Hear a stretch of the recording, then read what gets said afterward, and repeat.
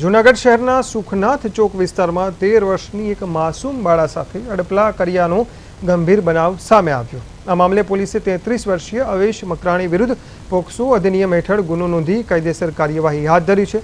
Police તપાસમાં સામે આવ્યું છે કે આરોપી સામે અગાઉ પણ પોક્સો કેસ નોંધાયો હતો અને તેને સજા પણ થઈ ચૂકી છે। હાલ તે જામીન પર મુક્ત હોવાનું જાણવા મળ્યું છે। ઘટનાની ગંભીરતાને ધ્યાનમાં રાખી પોલીસે આરોપીને સ્પેશિયલ કોર્ટમાં રજૂ કરી તેના જામીન રદ કરવાની માંગ કરી। બીજી વખત પોક્સો હેઠળ ગુનો નોંધાતા આરોપીની માનસિક સ્થિતિની ચકાસણી માટે ડોક્ટરોની મદદ પણ લેવામાં આવી રહી છે। પોલીસે સમગ્ર મામલે વધુ તપાસ શરૂ કરી છે।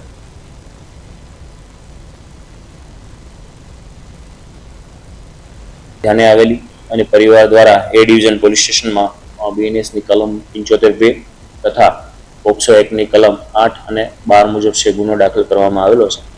આ આરોપીની ધરપકડ કરવામાં આવેલ છે। ઉપરાંત આ આરોપી વિરુદ્ધ ભૂતકાળમાં પણ પોક્સો એક્ટ અંતર્ગત ગુનો દાખલ કરવામાં આવેલો અને પોલીસ દ્વારા તેની કાર્યવાહી કરવામાં આવેલી। આ ફરીવાર આ પ્રકારનું કૃત્ય કરતા આરોપી જે નામદાર પોક્સો કોર્ટ દ્વારા આરોપીને જે જામીન આપવામાં આવેલા છે તે બાબતમાં પણ એ ડિવિઝન પોલીસ સ્ટેશન દ્વારા પણ ગઈકાલે સ્પેશિયલ પોક્સો કોર્ટમાં રિપોર્ટ કરવામાં આવેલો છે કે આરોપીને જે રેગ્યુલર જામીન આપેલા છે તે રદ કરવા